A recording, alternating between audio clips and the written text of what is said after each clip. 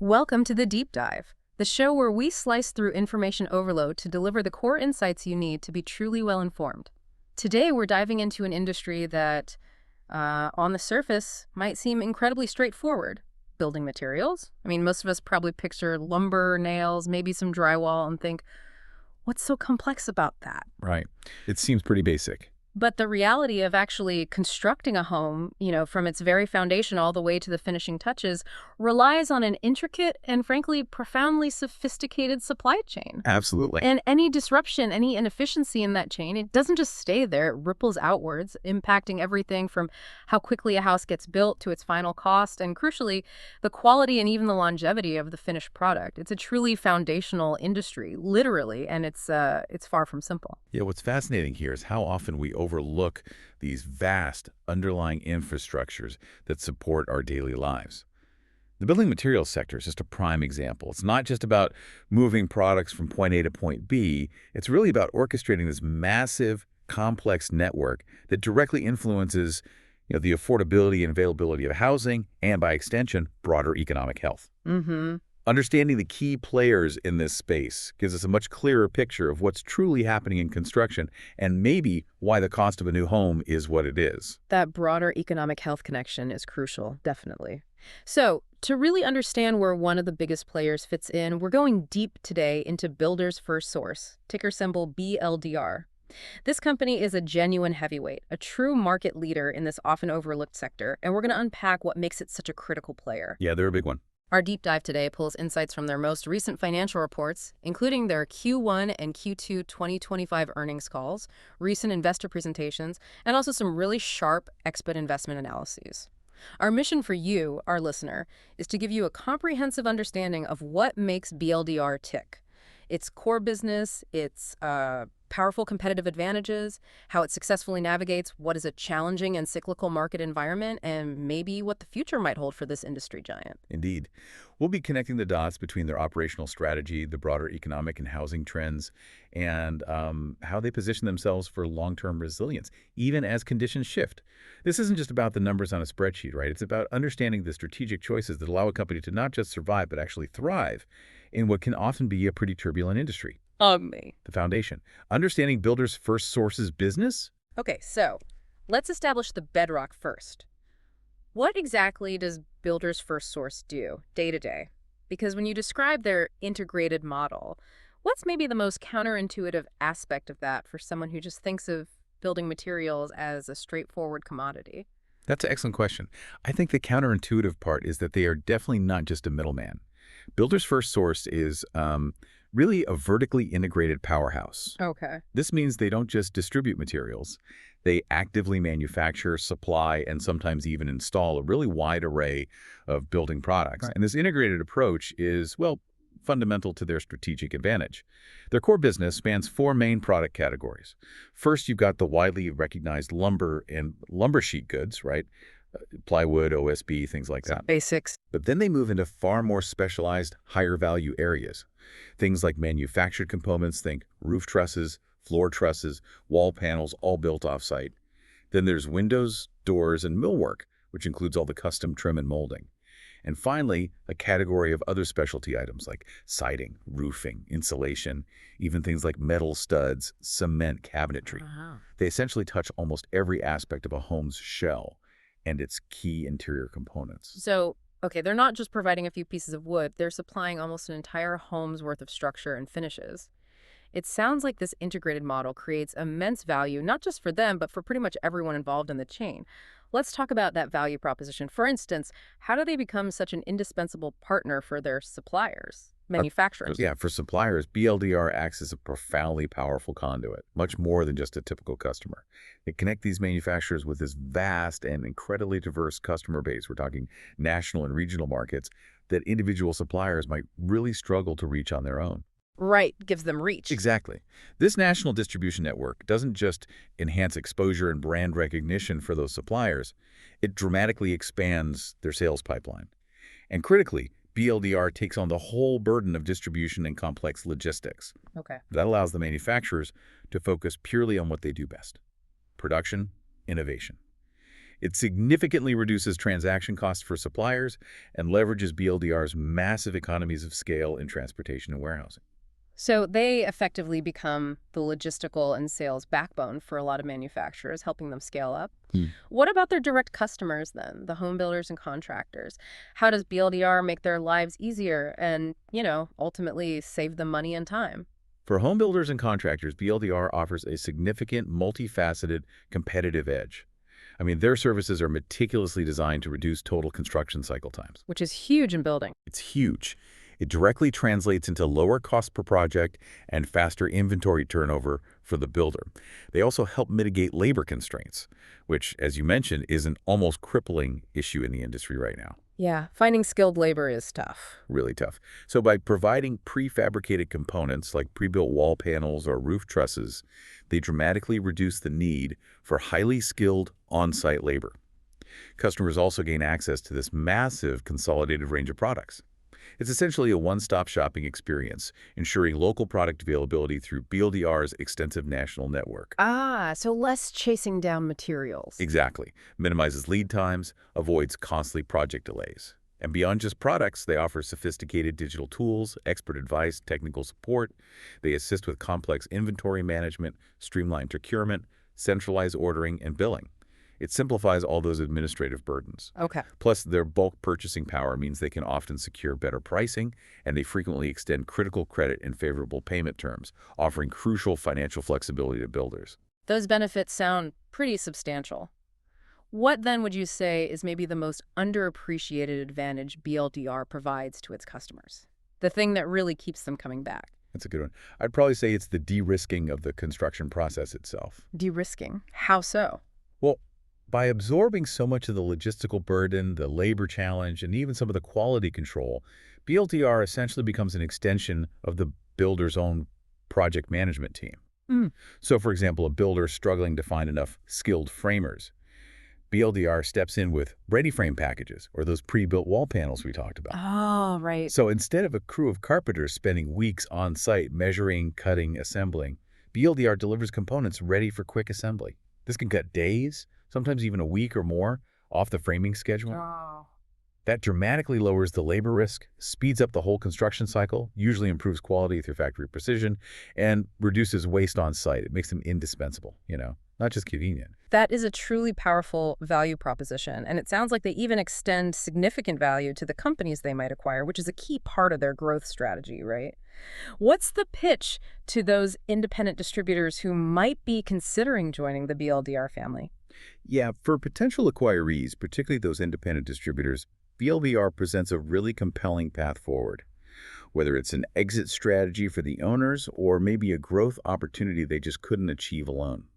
Acquisition by BLDR means immediate access to a much larger geographic footprint, an enhanced market position, and significantly improved operational efficiency by integrating into BLDR's proven systems. Okay. They gain access to advanced technology, more substantial capital resources for investment, and increased negotiating power with their own suppliers. It offers a clear path to greater growth, expanded product offerings, and significant cross-selling synergies they likely couldn't achieve independently. It really sounds like BLDR has engineered this situation where their success is just inextricably linked to the success of their entire ecosystem, suppliers, builders, even the companies they acquire. This isn't just about efficiency anymore, is it? It feels more like becoming an almost indispensable partner. Exactly. And that 90% customer retention figure you mentioned earlier, that truly speaks volumes, doesn't it? What does that tell you about the fundamental strength of this business model? It absolutely does. That 90% retention isn't just a number. It's really a testament to the depth of integration and the trust that BLDR builds.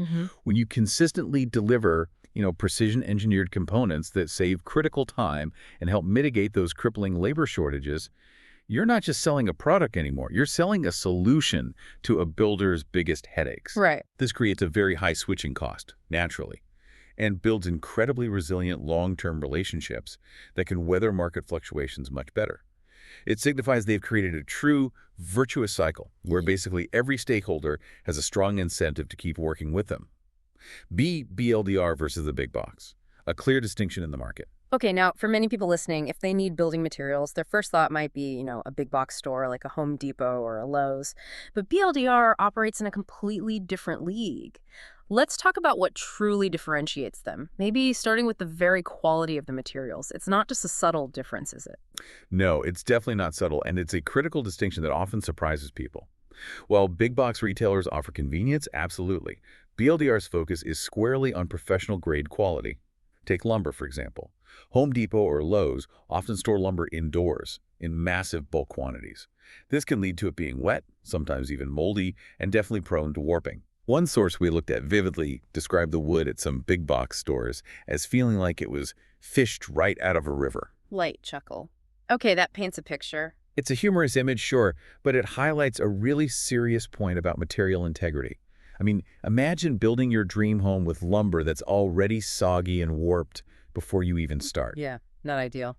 BLDR, on the other hand, prioritizes higher quality lumber. They often store it properly outdoors, where it can breathe and dry naturally, and they have much more stringent quality control systems to weed out inferior materials before they ever reach a job site. This directly impacts the integrity, the stability, and the long-term quality of the construction, preventing those hidden problems that only surface months or years down the line. It's a powerful reminder that sometimes the cheaper option right up front ends up costing you way more in the long run. That hidden cost of poor quality, professional builders just absolutely cannot afford that gamble. Exactly. And that ties directly into the differentiated customer base, doesn't it? Who exactly is BLDR serving compared to your average big box store? Precisely. BLDR's primary customer is the professional builder, specifically larger-scale home builders who are constructing multiple units or even entire communities. A significant chunk, 71% of their revenue, comes directly from single-family home builders, and about 15% of their total sales are attributed to top-tier national home builders like D.R. Horton, Dreamfinders Homes, and Lennar. These are the major players really shaping the housing market. Yeah, the big guys. Yeah. In stark contrast, big box stores, they see only about 10% of their customer base as professionals. The vast majority are DIYers, people tackling weekend projects or small home improvements. It's a completely different scale, different needs, different expectations. So we're talking about very different scales of projects. I mean, you can't really build a skyscraper with materials from Home Depot, obviously, but it sounds like you can't even build most modern homes that way, given their potentially limited selection of specific grades and types. Is that truly the case? That's absolutely correct. BLDR caters to large-scale, complex projects that require not only high-ticket bulk orders, but also a vast selection of specialty products, specific grades of lumber, consistent quality across large quantities, things that general retailers simply don't stock or can't guarantee consistently. The sheer volume, the variety, and the stringent specifications needed for modern home construction, especially production building, they go far beyond what a typical big box store can reliably provide. One expert we read explicitly stated that you simply can't build most modern homes with the selection of lumber they have at a Home Depot. That really underscores this fundamental market segmentation. And beyond the products themselves, I imagine the customer service and those integrated solutions we talked about are also miles apart. When you're a professional builder running a complex project, you need more than just someone to point you to an aisle, right? Oh, absolutely. The service is a critical differentiator. BLDR provides a superior, pro-oriented customer service experience. Their employees aren't just retail staff. They're often quite knowledgeable, many with extensive backgrounds in the building industry itself. They act as true technical partners. They offer value-added services like direct, precise job site delivery for large orders, often coordinating with cranes for placement of things like trusses. This contrasts sharply with the, let's say, often less specialized, more transactional customer service you might find at a general retailer. And maybe more importantly, BLDR offers that fully integrated solution, which includes the manufacturing of custom components and specialized installation services. They're not just selling you a product, they're actively helping you optimize your entire build process with it. 2. Building a competitive moat. BLDR's strategic strengths. Okay, so we've established what Builders FirstSource does and how it really stands apart from the big box retailers. Now let's dive into what makes them so robust, how they build that competitive moat that protects them from rivals. And a huge part of that seems to be their differentiated scale and that extensive geographic reach. It's truly remarkable how widespread their operations are. It truly is a cornerstone of their strategy, yeah. And it creates a formidable barrier to entry for anyone else trying to replicate it. Builders FirstSource boasts an industry-leading physical presence. We're talking over 550 maybe closer to 590 distribution and manufacturing facilities spanning 42 or 43 states. Wow, that's coverage. It really is. This means they cover an incredible 90 of the top 100 metropolitan statistical areas, the MSAs, in the U.S. It's a formidable footprint that, interestingly, began primarily in the southern and eastern U.S. and has steadily expanded, largely through strategic acquisitions over the years. That's massive. What kind of competitive advantages does that sheer scale translate into in practice? It can't just be about having a lot of locations. There must be deeper strategic benefits, right? You're absolutely right. Their scale provides significant advantages that smaller competitors simply can't match. First, it gives them immense large-scale procurement capabilities. Buying power. Huge buying power. They can buy raw materials and manufactured goods in such vast quantities that they secure truly competitive pricing and often preferential sourcing from suppliers. This translates into significant cost efficiencies for BLDR and ultimately either better pricing for their customers or higher margins for themselves. Second, this scale leads to powerful operational efficiencies across their entire network. They can spread fixed costs, optimize logistics, and implement best practices nationwide, allowing them to provide comprehensive, cost-effective customer service while maintaining high profitability, even in challenging market environments. They achieve a level of consistency and reliability that regional players really struggle to replicate across different markets. And I imagine managing all that inventory across such a wide distributed network could be a potential logistical nightmare, or in their case, maybe a huge advantage if they manage it well.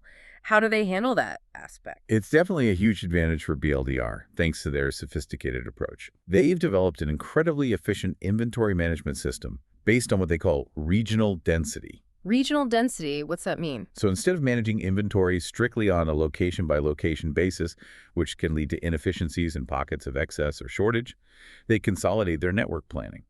They optimize utilization and inventory levels across multiple facilities within a given geographic region. Ah, okay. Pooling resources regionally. Exactly. This strategy minimizes the working capital tied up in inventory, drastically reduces redundant stock sitting around across different nearby locations, and critically helps guard against out-of-stock items, which, as you know, are just catastrophic for construction project timelines. The result is consistently high on-time delivery rates, which is a key performance indicator for busy builders. This level of precision and optimization is exceptionally hard and expensive for smaller players to replicate. That ability to provide consistent service and reliable delivery must be a huge selling point for those large national homebuilders, the ones operating across different states and regions with multiple projects going simultaneously. Absolutely critical. The ability to provide consistent service and product availability to large national homebuilders across various geographies and projects is increasingly important, especially with the ongoing trend of consolidation we're seeing in the home building industry itself. Right.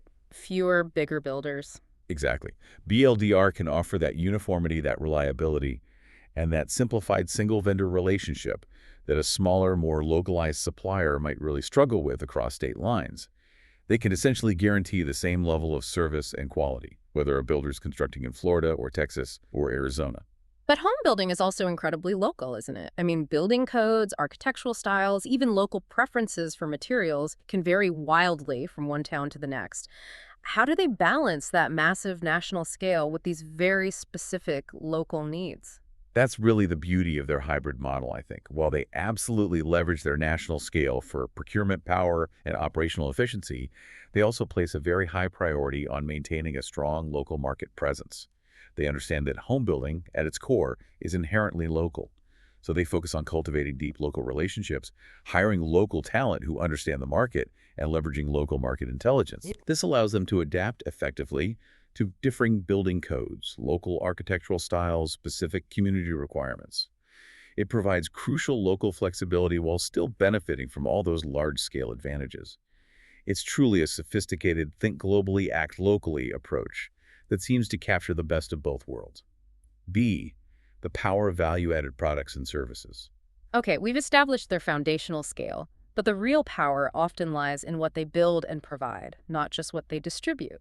Let's delve into their value-added products and services. This isn't just about selling more stuff, right? It feels like a deliberate strategic evolution. Oh, it truly is a strategic transformation and a crucial one for their business model. Mm-hmm. This shift fundamentally moves them away from being just a purely commoditized supplier, which is inherently lower margin and much more susceptible to market swings, especially in things like lumber prices. Right, less vulnerable to commodity cycles. Exactly. By expanding their manufacturing capabilities and heavily focusing on these value-added services, BLDR can command higher margins, generate better returns on their invested capital, and essentially productize solutions to complex problems for builders.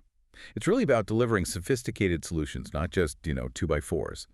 We've seen a steady improvement in their business mix over the years with an increasing share of these value-added products, and that directly contributes to structurally higher normalized gross margins and makes their overall business much more resilient through cycles.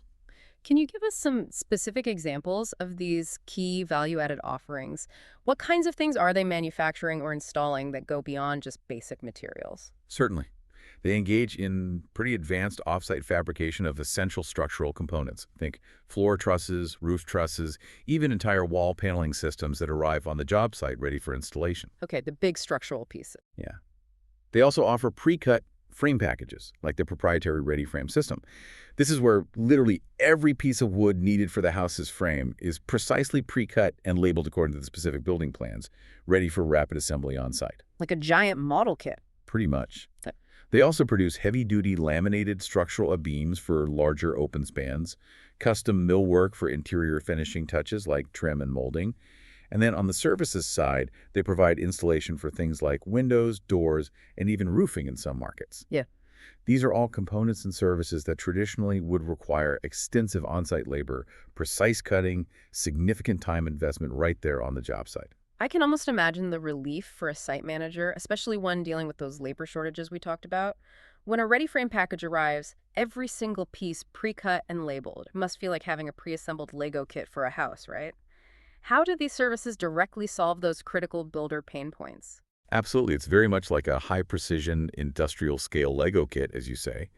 These services directly address critical pain points for home builders in a really profound way. By fabricating components off-site in a controlled factory environment, BLDR helps reduce total build costs by minimizing material waste and costly rework on-site. More importantly, it significantly shortens those construction cycle times, allowing builders to complete homes faster and turn their capital quicker. It also dramatically lowers warehousing and inventory costs for builders who no longer need to store as much raw material on crowded job sites. And most crucially, it directly mitigates labor shortages by reducing the need for highly skilled, often hard-to-find on-site labor for tasks like framing. Furthermore, that factory precision generally improves the overall quality of the home construction, enhances job site safety by moving dangerous cutting tasks off-site, and drastically reduces waste, which is also a cost saving and an environmental benefit too. It's really a comprehensive problem-solving solution they're offering. And what's the financial impact of this strategic shift been?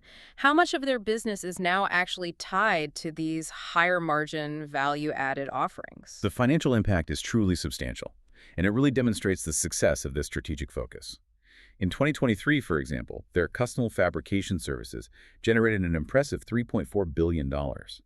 That represented 35% of their total revenue. Wow, over a third. Yeah, and their installation services contributed another $3.2 billion, which was about 13% of total net sales. So if you combine those figures, nearly half, about 48% of the company's revenue now comes from these higher margin, less commoditized offerings. This isn't just some minor tweak to the business model. It demonstrates a clear and successful move up the value chain, fundamentally altering their business mix towards more profitable and, frankly, more defensible segments. That is a huge piece of their revenue, and it sounds like they're not stopping there. I heard they're investing pretty heavily in innovation and automation to push these capabilities even further. They absolutely are. They've committed a significant $130 million investment specifically into robotics and automation within their manufacturing facilities. This isn't just about faster production. It's a strategic move to future-proof their business and maintain that competitive edge. For instance, there's an impressive statistic. BLDR now manufactures roof trusses something like 45% faster per board foot per hour. They're achieving about 158 board feet per hour compared to their operations before the big merger with BMC. Okay, and what's typical? Well, To put that in perspective, the industry average is apparently around 100 board feet per hour. Right, so big jump. A huge jump. This remarkable efficiency gain doesn't just boost their margins, it also further solidifies their ability to deliver quickly and reliably, which, again, is invaluable to builders needing to stick to the tight construction schedules. By leading on automation like this, BLDR isn't just improving their own margins, they're effectively setting a new industry standard that smaller, less capitalized competitors will struggle immensely to match. It creates an almost unassailable lead in efficiency and quality in that segment. C. Digital transformation, the future of building today. This sounds like a company that's truly looking to the future, actively trying to shape it rather than just reacting to it, and nothing really screams future quite like digital transformation. This isn't just a buzzword for BLDR, is it? It seems like a very serious long-term commitment. Not at all. BLDR has demonstrated a really serious, early, and sustained commitment to digital transformation. Their acquisition of WTS Paradigm, which is a leading software solution provider specifically for the building products industry, way back in August 2021, clearly signaled this intent. It wasn't some reactive move. It was a proactive, strategic investment in becoming a technology leader in their space. They understood early on that the future of construction would be increasingly digital. So what's their flagship digital tool then? How are they translating this commitment into actual tangible solutions that help streamline the, let's face it, complex lives of builders? Their flagship offering is the mybldr.com platform. And this isn't just, an online catalog for ordering materials. It's designed to be a comprehensive project management platform tailored specifically for home builders. It centralizes and streamlines pretty much everything, from initial design collaboration and sales processes, through material procurement, detailed job scheduling, and even financial tracking related to their orders. Think of it as a sophisticated digital hub for the entire construction workflow, taking what used to be often disparate, sometimes paper-based processes, and bringing them into one integrated digital environment. That's a really smart way to go, especially for maybe smaller or mid-sized builders who might not have their own sophisticated tech stack in-house. It probably helps them catch potentially expensive problems long before they manifest physically on the job site. Exactly. The stated goal is explicitly about finding all the problems in the digital world instead of at the job site. This kind of proactive problem solving drives what they report as tremendous efficiency gains for builders of all sizes, but particularly those that might lack the internal technology resources to manage incredibly complex projects effectively. By integrating BLDR's powerful tools, these builders can potentially avoid costly mistakes, material shortages, project delays that can arise from miscommunication or outdated manual processes. And all of that directly impacts their bottom line and their project timelines. And are these tools actually seeing real traction? Are builders genuinely adopting and using them in significant ways, or is it still early days? No, there's tangible and growing traction, definitely. The digital tools reportedly processed over $1.5 billion in orders just since their launch in early 2024. Okay, that's substantial. It is. Furthermore, in 2024, an impressive 32% of their total order volume and about 22% of their total revenue actually flowed through their digital platform. These are not small figures. They indicate a pretty rapid adoption rate and suggest a deep integration into customer workflows, demonstrating that builders are finding genuine practical value in these solutions. So, to distill it, this isn't merely about tech adoption for tech's sake. It's about digital transformation as a strategic weapon. Would it be fair to say that by making builders reliant on something like mybldr.com, they're not just selling materials anymore, they're kind of selling the operating system for how homes get built, making themselves virtually unswitchable? That's a great way to put it, actually. Precisely. The key insight here is that BLDR is not just competing on price or product availability anymore. They're competing on workflow integration and achieving digital indispensability. By embedding themselves right at the core of a builder's planning and execution processes with a sophisticated proprietary platform, they're creating this ecosystem that smaller players or even big box stores simply cannot replicate easily, if at all. It's really a next-generation competitive moat built on technology and integration. It makes them not just a supplier, but almost a strategic brain for the builder's operation in some ways. This deep embedment fosters an incredible level of loyalty and creates a very, very high switching cost, securing those long-term customer relationships even more firmly. D. A proven M&A playbook and disciplined capital allocation. It's clear that Builder's FirstSource is intensely focused on internal innovation and efficiency, but they also have another massive lever for growth, and that's through strategic acquisitions. They seem to have real muscle memory when it comes to M&A, almost an innate ability to find and integrate new businesses effectively. That's an excellent way to put it, muscle memory. BLDR absolutely has a long-standing, well-honed strategy of growth through strategic acquisitions. They've successfully integrated over 60 companies since their founding way back in 1998. 60. Wow. Yeah, and a remarkable 35 of those have been completed just since their big merger with BMC in early 2021 alone. Okay, so they've really accelerated. They really have. This includes significant industry-shaping deals, like acquiring ProBuild back in 2015, that transformative merger of equals with BMC in 2021, and then a steady stream of more recent, smaller tuck-in acquisitions like Alpine Lumber and OC Cluss, both in Q1 of 2025. This isn't accidental. It's clearly a highly refined core competency for them that drives significant value. And are there specific types of companies they're targeting? Or specific, clear objectives behind these frequent acquisitions? It doesn't seem random. No, definitely not random. Their M&A strategy has a very clear dual objective, ensuring each acquisition serves a distinct strategic purpose.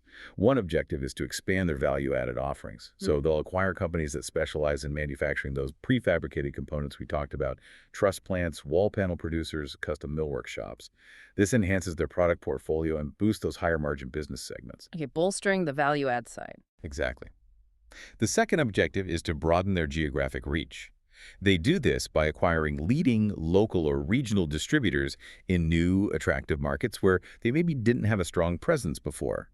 And once acquired, BLDR then typically extends its own broader suite of value-added product offerings into that new territory, and often adds manufacturing facilities or capabilities to these new locations, further enhancing their presence, their capabilities, and ultimately their market share in that region. So they're definitely not just buying for the sake of buying. There's a clear, disciplined, strategic rationale behind each move.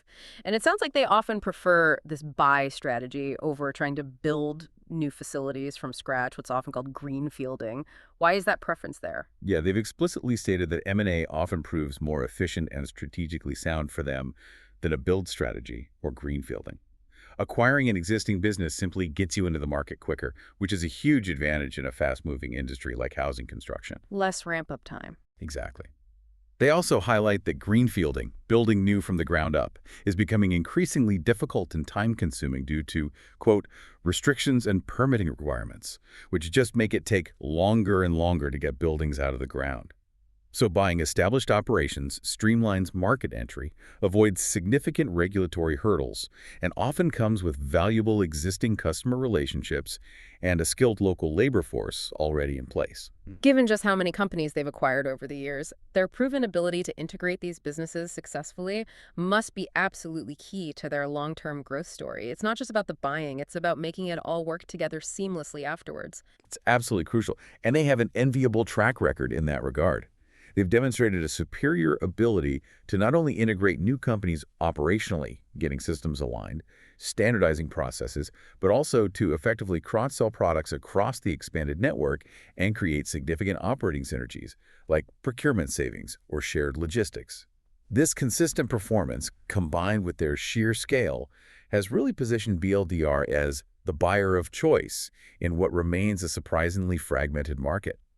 Sources suggest there are still over 1,000 independent building material operators out there that could be potential acquisition targets down the road. 1,000. Wow, lots of runway there. Yeah, so this strong reputation gives them a strategic advantage in identifying, securing, and then successfully integrating future growth opportunities, ensuring a continuous pipeline for expansion through M&A. And speaking of strategy, let's talk about their capital allocation. How do they decide where to put their substantial financial resources? It sounds like a very disciplined, prioritized process. Their capital allocation philosophy is indeed very disciplined and follows a clear hierarchy of priorities. First and foremost, they prioritize maintaining a strong balance sheet. They explicitly target a net debt to LTM adjusted EBITDA ratio between 1.0x and 2.0x over the long term, ensuring financial stability through cycles. Okay, keep debt manageable. Right. After ensuring balance sheet health, they reinvest aggressively back into their core business, focusing on high-growth organic initiatives like enhancing their digital tools and expanding that value-added manufacturing capacity we've discussed. Then comes pursuing those strategic tuck-in M&A opportunities to further consolidate the market and expand their reach or capabilities. And finally, they are clearly committed to returning any excess capital generated beyond those needs to shareholders. And when you say return excess capital to shareholders, they've been remarkably aggressive on that front recently, haven't they? Particularly with share buybacks, that's usually a strong signal of management confidence in the stock's value. It's extremely aggressive, yes. It signals profound management confidence in the company's intrinsic value and future cash generation potential. Between August 2021 and the end of April 2025, BLDR repurchased a really remarkable 99.3 million shares for a total of $8.0 billion. $8 billion. $8 billion. To put that in perspective, that's nearly half, 48.1% of their total shares outstanding at the beginning of that buyback program. Wow, that's huge. It's a massive reduction in the share count, which directly boosts earnings per share for all the remaining shareholders. And they continue this commitment, announcing a new $500 million share repurchase authorization in May 2025. This isn't just a financial engineering decision. It's a powerful statement of belief in the company's future prospects and its ongoing ability to generate significant cash. That is a significant reduction in shares outstanding, which definitely helps boost earnings per share metrics for remaining shareholders. What about their underlying free cash flow generation? How does that robust cash flow actually support all these growth initiatives and these massive shareholder returns? BLDR has demonstrated a historical capacity for generating consistently strong free cash flow, often with cash conversion rates around 100% of net income. That means nearly all the reported earnings translate into actual spendable cash. What's particularly interesting and quite valuable strategically is the somewhat counter-cyclical nature of this cash generation. During economic downturns, when activity slows down, the company is often able to release large amounts of working capital that was tied up in inventory. So sell off inventory and generate cash. Exactly. This makes the business much more resilient financially and provides crucial liquidity precisely when other companies might be struggling for cash. They also operate with relatively low capital intensity, the amount they need to reinvest just to maintain the business. It's typically between a lean 1.5% to 2% of sales. Pretty low. Very low for this type of business, which further supports robust free cash flow generation. So even looking ahead to fiscal year 2025, which is expected to be a challenging market, they're projecting free cash flow in the range of $0.8 billion to $1.0 billion. This strong, consistent cash flow is really the powerful engine that funds everything else. Their organic growth investments, their aggressive M&A strategy, and those significant shareholder returns. 3. Navigating choppy waters, market headwinds, and financial performance. Okay, so we've painted a pretty clear picture of Builders FirstSource's robust business model and its impressive strategic strengths. But, no company, however strong, operates in a vacuum. And the housing market, in particular, has seen its share of turbulence recently. Let's talk about the current market conditions. It sounds like a deeply mixed picture out there right now. It truly is a nuanced and complex landscape, yeah. A significant and persistent challenge has been the stubbornly high mortgage rates. They were hovering around 7% as of April 2025, and while they fluctuate, they're still much higher than a few years ago. Right, makes buying much more expensive. Exactly. These rates severely dampen housing affordability for many potential buyers, especially when combined with median existing home prices remaining quite high, around $414,000 nationally. And part of why existing home prices stay high is because so many current homeowners refinanced into those historically low mortgage rates back in 2020 or 2021. The rate lock-in effect. Precisely. They're reluctant to sell and give up that low rate, which creates this kind of artificial supply constraint in the existing home market, even as new construction lags behind fundamental demand. So homeowners are effectively rate locked in, keeping existing inventory tight. What about overall housing inventory levels and new supply coming online? Are we seeing any relief there at all? Well, while inventory levels for existing homes show some modest improvement, the data showed about 4.4 months of supply nationally in April 2025, up from 4.0 months a year prior. Many areas still clearly reflect a seller's market. And critically, underneath that monthly data, there's a significant underlying housing inventory deficit that's built up due to years of underbuilding, really, since the 2008 financial crisis. That's a structural issue, a fundamental shortage of housing units that won't disappear overnight and creates this persistent, long-term demand for new housing. So a little bit of an improvement month to month maybe, but still nowhere near enough supply to truly meet the underlying demand. How is overall construction activity responding to these mixed conditions? Are builders broadly pulling back, or are they pushing forward selectively where they see opportunity? The outlook for construction activity is quite mixed, yeah. It depends heavily on the segment you're looking at. Single-family starts are actually forecast for modest growth, perhaps around 3% nationally in 2025, suggesting some resilience and a continued focus on building single-family homes where demand seems most acute. However, multifamily starts, like apartment buildings, are expected to contract significantly, maybe by about 4% in 2025, after a very strong period. A rebound is anticipated maybe in 2026 for multifamily. This divergence means BLDR has to navigate very different dynamics within its various end markets, requiring adaptability in their supply chain and their service offerings. And beyond the housing specifics, what about broader economic headwinds? Things like higher interest rates impacting developers, inflationary pressures on materials and labor, potential tariffs, all those big picture items, how are they factoring in? All those factors are definitely at play and create a challenging operating environment right now. Higher interest rates don't just affect homebuyers' mortgages. They significantly increase borrowing costs for the developers and builders themselves, which can lead to project delays, cancellations, or maybe just reduced project scope.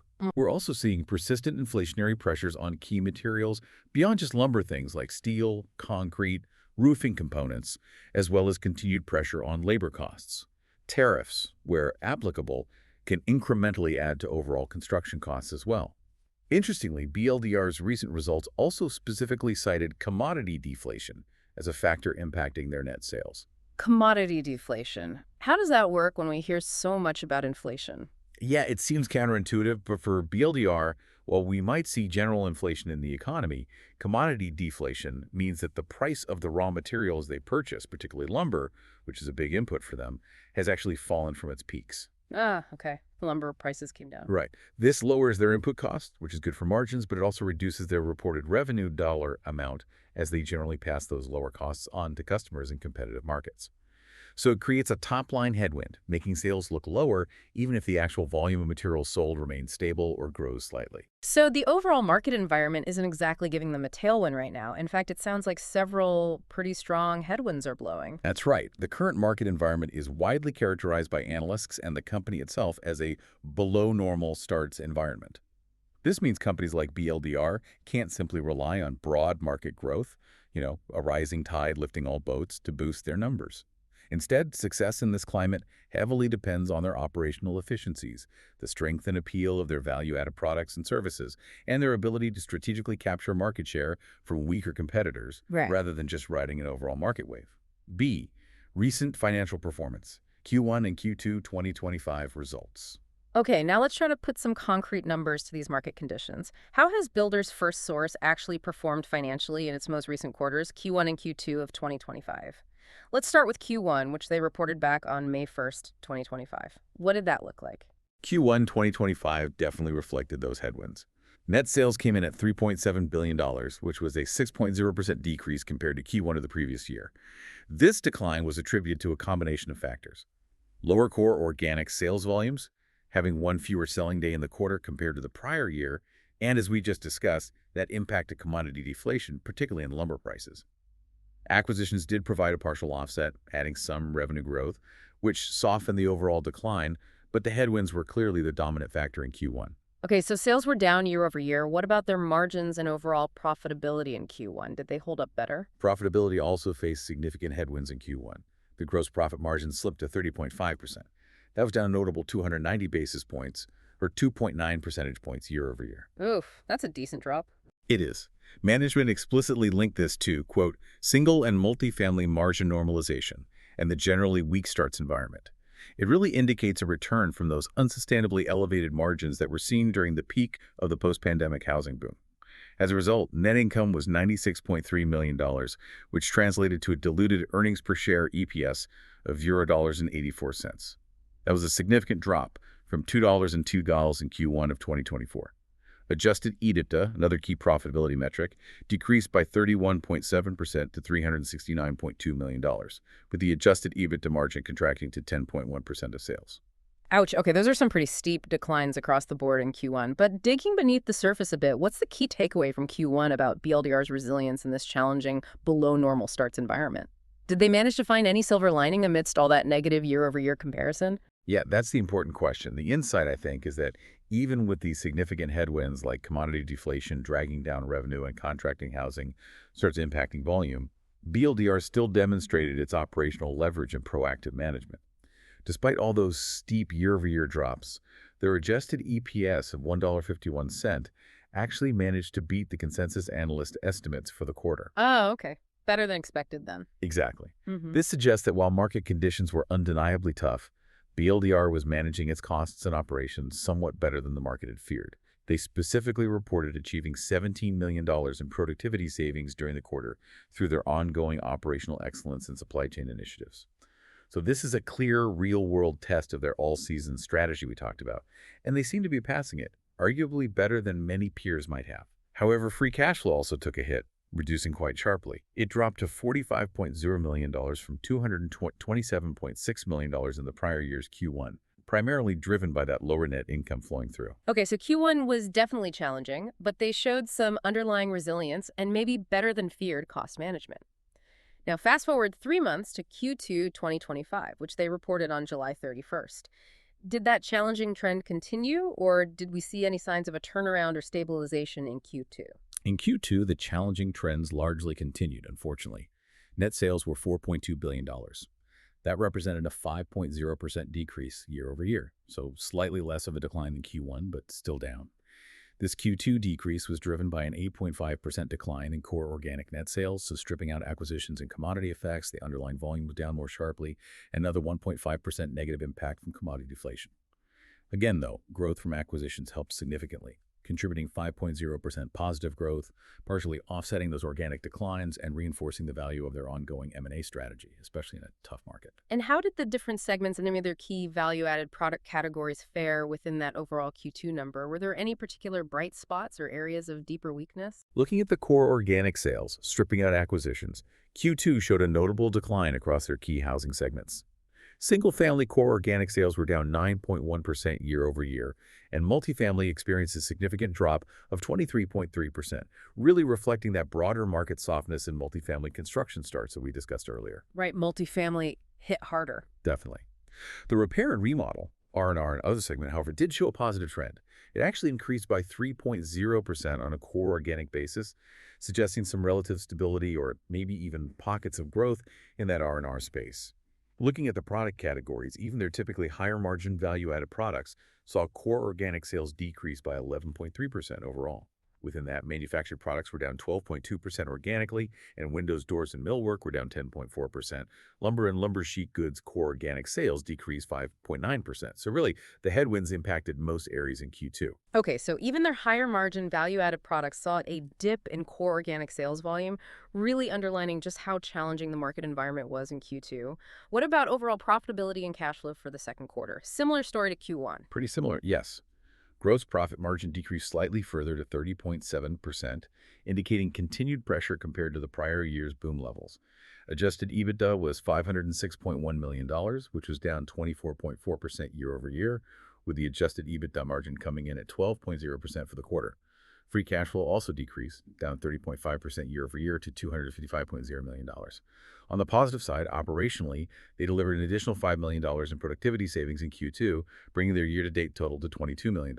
They remain confident in achieving their full-year goal of $45 million to $65 million in productivity savings for 2025, and they also continue their aggressive share repurchase program in Q2, buying back another 3.3 million shares for about $391 million at an average price of $118.27 per share. Okay, continuing to return capital despite the headwinds. Given these challenging Q1 and Q2 results, what's their updated outlook for the full year 2025 now? And what key assumptions are they making about the market to get to that guidance? For the full year 2025, BLDR management updated their guidance. They now project net sales to be in the range of $14.8 billion to $15.6 billion. Adjusted EBITDA is expected to land between $1.5 billion and $1.7 billion, which implies a full-year adjusted EBITDA margin of around 10.1% to 10.9%. And free cash flow is guided to be between $0.8 billion and $1.0 billion for the full year. These projections are based on several key and frankly rather conservative assumptions about the housing market conditions specifically within their operating geographies. They're assuming single-family starts will be down 10 to 12% for the year. Down 10 to 12%. Okay. Multifamily starts are projected to be down even more, in the mid-teens percentage range. And R&R activity is expected to be roughly flat compared to the prior year, so Right. pretty cautious underlying market assumptions. Acquisitions, however, are forecast to add a healthy 5.0% to 5.5% to net sales for the full year, again reinforcing just how important their M&A strategy is as a growth driver, especially in a tough organic market. That forecast definitely sounds pretty conservative, baking in those significant declines in both single-family and multifamily starts. How is their balance sheet holding up through this period of market contraction? Specifically, thinking about their leverage position, looking at that key net debt to LTM last 12 months. Adjusted EBITDA ratio, where does that stand? That ratio did increase, as you'd expect with EBITDA declining. Hmm. It stood at 2.3x as of June 30, 2025. That is slightly above their stated target range of 1.0x to 2.0x over the long term. Okay, a bit higher than ideal. A bit higher, yes. It's a metric investors definitely watch closely, as it indicates how much debt a company has relative to its earnings power over the past year. However, management has proactively shored up their financial footing. Notably, they increased the size of their ABL facility, which is essentially a flexible line of credit backed by their own inventory and receivables, providing a really important liquidity backstop. They increased that facility up to $2.2 billion and also extended its maturity date out to May 2030. This provides them with significant financial flexibility and breathing room, and it signals they're well prepared financially for any ongoing market choppiness, even if their leverage briefly ticks up above the target range during this downturn. See long-term tailwinds versus short-term uncertainties. So the recent quarters definitely paint a picture of BLDR navigating some serious headwinds, no doubt about it. But stepping back from the quarterly noise, are these just short-term squalls, or are there fundamental long-term currents that suggest a more optimistic future for the company and maybe the housing market generally? What are the big tailwinds? There are indeed significant long-term tailwinds that invite substantial optimism for the housing industry and, by extension, for a market leader like BLDR. One of the most critical, as we touched on, is that persistent housing deficit across the United States. Years and years of underbuilding, particularly since 2008, intensified now by current homeowners being reluctant to sell due to those locked-in low mortgage rates, have created a substantial, unmet demand for new single-family construction that simply must eventually be met. It's a fundamental structural shortage, not just some temporary market imbalance. Right. So it's not just a short-term blip caused by rates. There's a real fundamental shortage of homes out there, creating this deep underlying demand pressure. What else is contributing to this positive long-term demand picture? Well, the aging housing stock in the U.S. is another powerful, almost demographic-driven factor. The average age of American homes is now over 40 years old. And get this, 80% of U.S. homes are over 20 years old. 80%. Wow. Yeah. This signals a growing and, frankly, unavoidable need for significant repair and remodel activity just to maintain and update these older homes. And BLDR serves that R&R market too, even if it's a smaller part of their current business mix than new construction. We also have incredibly favorable demographics supporting long-term demand.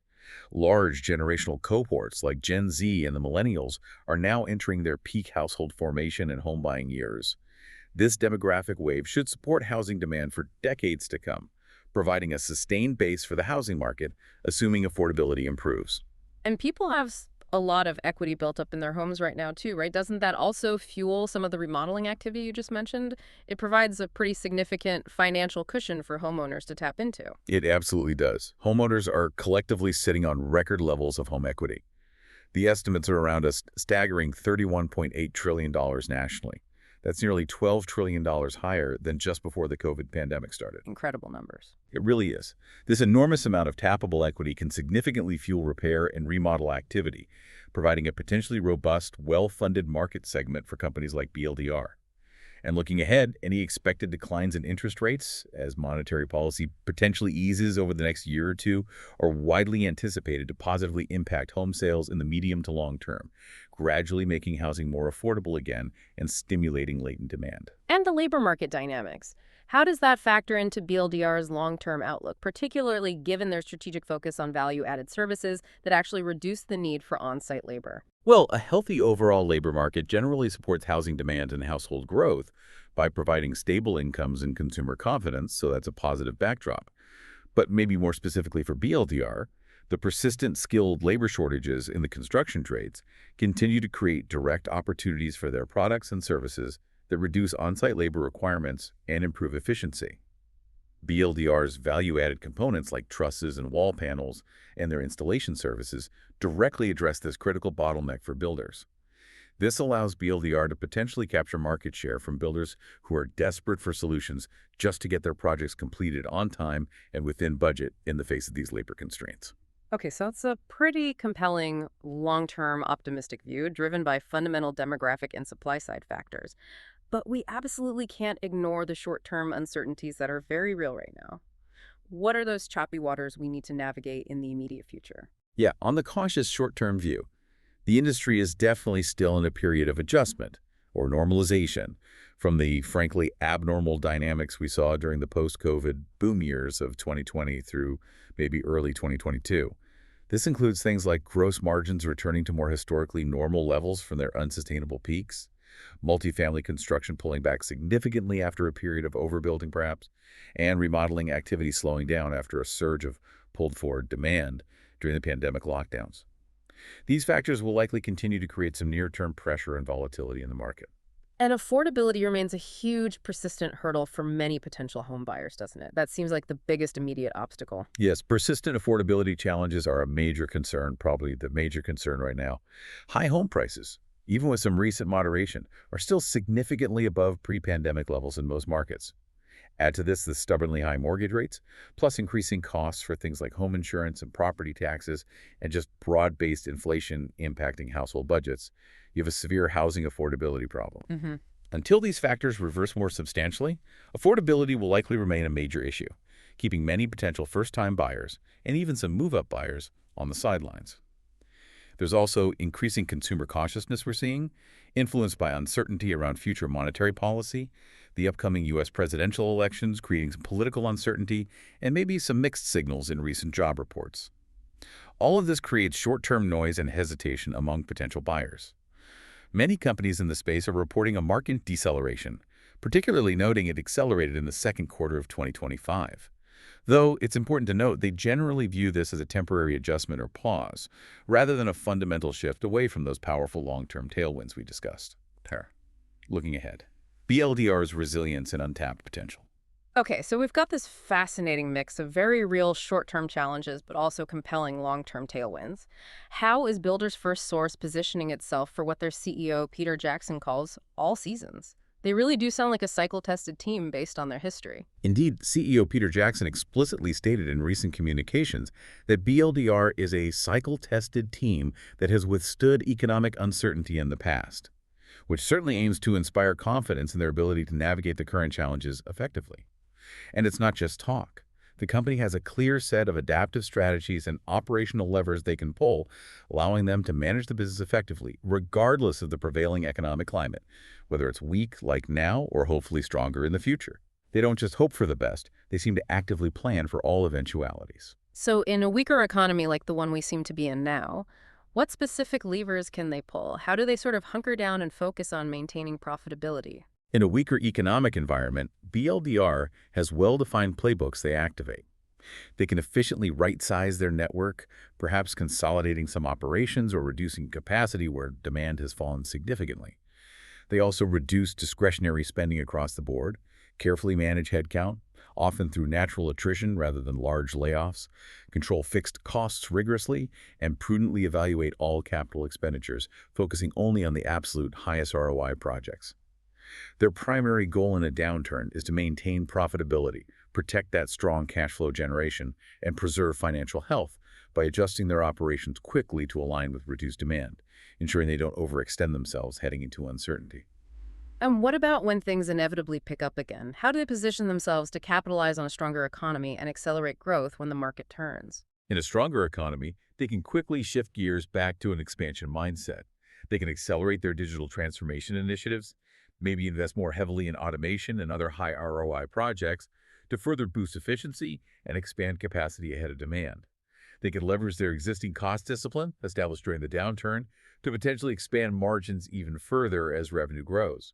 And with excess free cash flow likely growing in a recovery, they can ramp up their already aggressive share repurchases, continuing to return significant capital to shareholders and enhance per-share value over time. Crucially, though, in both scenarios, weak or strong market, they maintain that continuous, unwavering focus on productivity initiatives. They're targeting $45 million to $65 million in specific cost savings for 2025 through operational excellence. This commitment to continuous improvement is a constant, regardless of the market cycle, making them inherently more resilient and competitive over the long haul. B. Untapped market potential and broader impact. That sounds like a truly sophisticated all-weather strategy they've developed. But beyond just navigating the cycles effectively, what about the sheer runway for future growth? What's the untapped market potential for Builders FirstSource that still lies ahead, even given their current size? The organic growth runway for BLDR is actually still incredibly substantial, which indicates immense future potential even for a company this large. They currently hold only about 11% market share of the estimated $160 billion annual market for new single-family home construction materials and services. Only 11%. Okay, still lots of room there. Yeah, and when you broaden the scope to consider the total addressable market, or TAM, which comprehensively includes multifamily construction and the vast repair and remodel R&R activity, that market expands to a staggering $425 billion annually in the U.S. $425 billion. That's the estimate. And of this massive total pie, BLDR currently captures just about 3.9%. So even small gains in market share represent huge dollar opportunities. This signifies immense room for continued organic growth simply by taking additional market share from smaller, perhaps less efficient competitors just within their existing geographic footprint. So they have a huge opportunity just to grow their penetration in their existing markets and segments. But what about actively expanding further into the multifamily and R&R segments?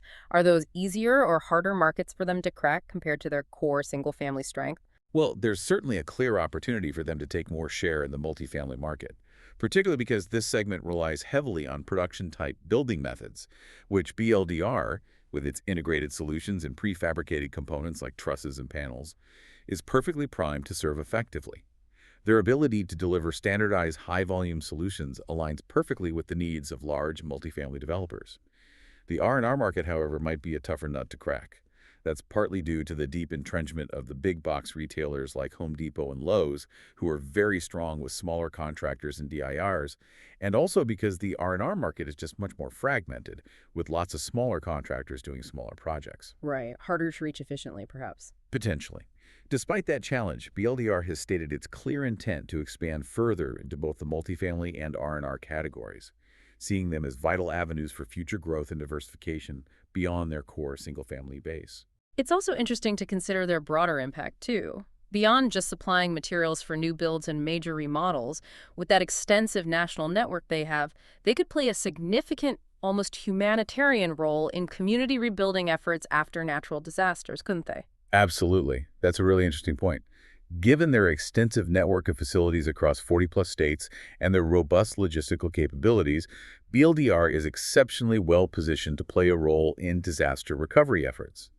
For instance, with their widespread presence in areas that are unfortunately prone to natural disasters, think about Florida for hurricanes or Southern California for wildfires, where they have locations like their Hollywood branch that could be crucial, immediate suppliers of essential materials needed for rebuilding efforts right after these events occur. This demonstrates a broader, almost essential societal function that goes beyond just everyday construction. They have the capacity to provide critical materials to help communities recover and rebuild more quickly when disaster strikes. See valuation in context. All right, let's talk about valuation for a moment, which is often where the rubber meets the road for investors looking at a company like this. What do the current metrics tell us about Builders FirstSource, especially when you consider the current market conditions and all those strategic strengths we've discussed? Currently, BLDR is trading at a price-to-earnings, or PE ratio, of approximately 12 times to maybe 17 times, depending on which specific earnings metric you use, like trailing or forward estimates, and how current those estimates are. When you compare this to its own historical averages over the last decade and also to its peers within the broader specialty distribution space, it suggests a bit of a nuanced picture right now.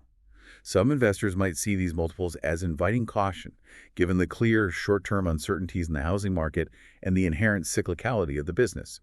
The market could be pricing in slower near-term growth and those current headwinds we've detailed. But the company has fundamentally structurally improved over the years, hasn't it? With that major shift towards higher margin value-added products, the digital integration, does that warrant a reevaluation of how it's valued by the market? Should it maybe be compared differently now than it was 5 or 10 years ago? That's a really important argument to consider. and many analysts who follow the company closely believe it absolutely does warrant a reevaluation. BLDR's significant structural improvements, its increasing focus on those higher margin, more defensible value-added products, the structurally higher gross margins they've demonstrably achieved through these strategic shifts, and their reinforced pricing power that comes with scale and integration could absolutely justify higher valuation multiples than maybe they received historically. There's a compelling case to be made that BLDR should perhaps be valued more in line with other highest quality distributors, or maybe even some light manufacturers, rather than just being benchmarked against a basic lumber distributor of the past. This suggests potential upside for the stock if or when the broader market fully re-rates its perceived quality and recognizes the improved long-term earnings power stemming from these fundamental business improvements. So, for someone looking at BLDR right now, it sounds like there's a bit of a classic investor's dilemma. Do you maybe wait for a potentially more attractive entry point, given the very real short-term headwinds and market uncertainties? Or do you take a longer-term view, trusting in the company's inherent quality, its proven strategic execution, and that aggressive capital return program to drive value over time?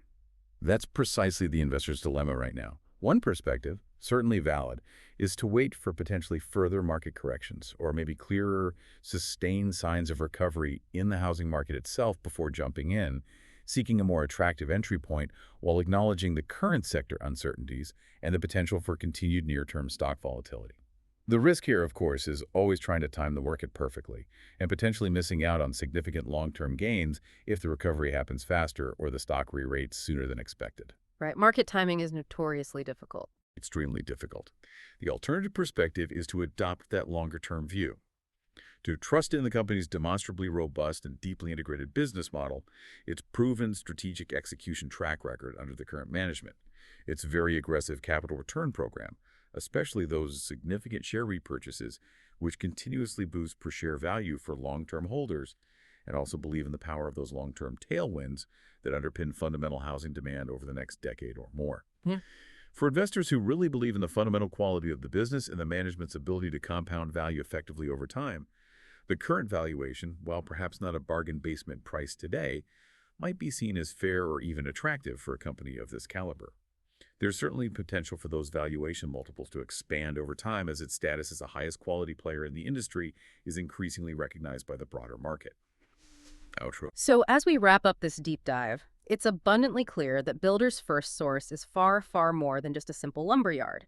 It's really a dominant, strategically astute, and profoundly innovative company operating right at the very foundation of our economy.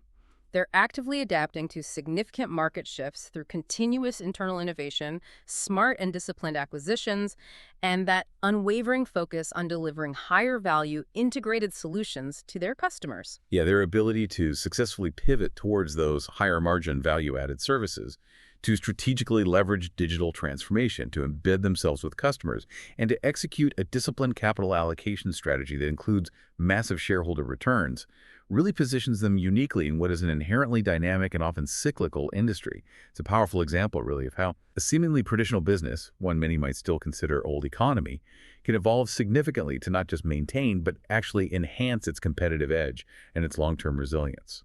And this leaves us with a truly provocative thought for you, our listener, to ponder. Considering BLDR's impressive journey from basically a commodity supplier just a couple of decades ago to this deeply integrated solution provider today, and its aggressive digital push that aims to make them almost indispensable to builders, what is its ability to thrive through various market cycles? Tell us about the future of other traditional industries.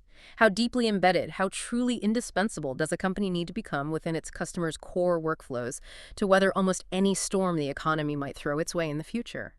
We invite you to reflect on how these powerful themes of scale, value-add integration, and digital transformation might be playing out or could play out in other industries that you find interesting. Indeed. The lessons from BLDR's journey, I think, are widely applicable to almost any business striving for enduring competitive advantage in today's rapidly changing world. Thank you for joining us for this deep dive.